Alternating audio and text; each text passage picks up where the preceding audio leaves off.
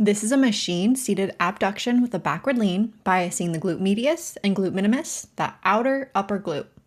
This movement has a shortened position bias, meaning that it feels the most challenging when your knees are far apart and the glutes are fully contracted. So the hardest, heaviest part of the movement is at the top range when the hips are abducted and the glutes are fully shortened. In the gym, you'll see people using different body positions on this machine, because changing your torso angle can slightly shift which glute fibers contribute more work. That being said, we really cannot truly isolate the individual glute muscles, so the entire glute complex is still working to some degree. To set up, take a seat and then adjust the pin so that your knees are as close together as possible when you're seated. This ensures that you're starting under tension and using a full effective range of motion. Sit tall on the seat with your torso back against the pad, which for most machines is naturally leaned back.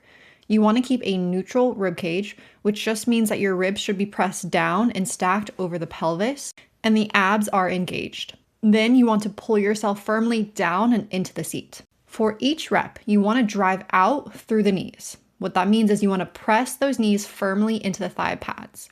Think about pushing the pads apart with the knees and not your feet. We want to take the knees as wide as they can comfortably go, not forcing extra range of motion. You want to pause briefly near the top and then lower the knees back toward the center in a slow, controlled manner, stopping just before that weight fully touches the stack, and then repeat. It's a pretty simple movement as long as you have the foundations down, so we don't need to complicate it, but it is easy to do the movement and not get any benefits if you're just going through the motion and not having great form or execution. Throughout the movement, you want to make sure that you maintain a neutral torso with the ribs pressed down and stacked over the pelvis.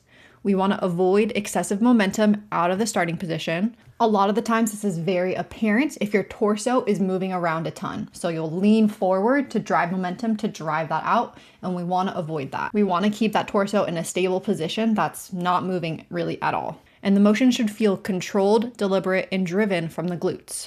A common mistake is driving the movement from the feet instead of the knees, which creates forces at the knee joint. So you just want to focus on pressing the knees through the thigh pads and letting the knees lead the motion. Another mistake is losing core position by flaring the ribs up or relaxing into the seat and just going through the motion. We want to keep the abs tight and engaged and that rib cage stacked and pushed down, and pull yourself down and into that back of the seat. But definitely the most common mistake is rushing the reps or bouncing out of the bottom with momentum. Momentum really does nothing for your muscle growth, so please slow down the eccentric, maintain constant tension, and avoid fully deloading the stack by letting the weight stack touch in between your reps.